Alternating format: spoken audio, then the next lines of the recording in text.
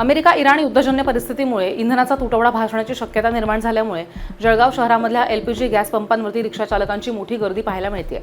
रिक्षांमध्ये gas भरण्यासाठी चालकांनी पंपांवरती रांगा लावल्या आहेत। दरम्यान गॅसच्या दरात झालेल्या वाढीमुळे रिक्षा चालकांनी नाराजी व्यक्त केली आहे। प्रवासी आम्हाला तेवढं भाडं देत नाहीत आणि अचानक गॅसच्या दरात वाढ झाल्यामुळे कुटुंबाचा उदरनिर्वाह कसा करायचा असा प्रश्न निर्माण झाल्याचं रिक्षा चालकांनी सांगितलंय। प्रशासनानं गॅसच्या दरवाढीकडे लक्ष देऊन दर कमी करावेत आणि रिक्षा चालकांच्या अडचणींचा विचार करावा अशी सुद्धा मागणी यावेळी करण्यात आली आहे। अमेरिका इराण युद्ध सुरू आहे, मात्र गॅस मिळत नाही। तुम्ही रांगा लावल्याय, काय सांगाल? आम्ही सकाळपासून रांगा लावल्या होता, गॅस मिळत नाही, त्यामुळे एकदम परेशान झाले रिक्षावाले, ऑटोवाले। काय अडचणीचा सामना करावा लागतोय? म्हणजे एक तर आम्हाला गॅसच मिळत नाही या ठिकाणी। आम्ही 2-3 तास झाले थांबून या ठिकाणी। गॅसचे भाव पण वाढलेले आहेत का? गॅसचे भाव पण भरपूर वाढून गेले आणि त्या सिंगलचे 10 रुपये ते सांगता आम्हाला।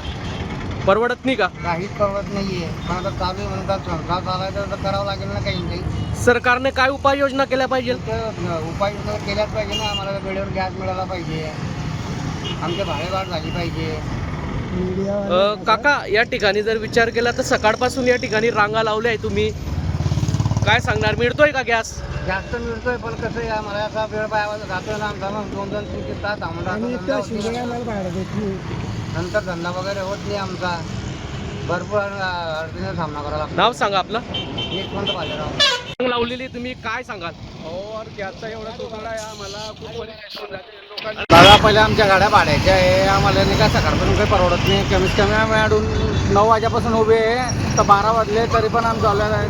गॅसचा काही प्रॉब्लेम करा, काही सॉल्टेज करावं, काही कमी जास्त हे करायला पाहिजे।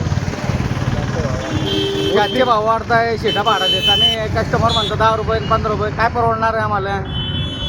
शासनाने काय विचार करायला पाहिजे आपला?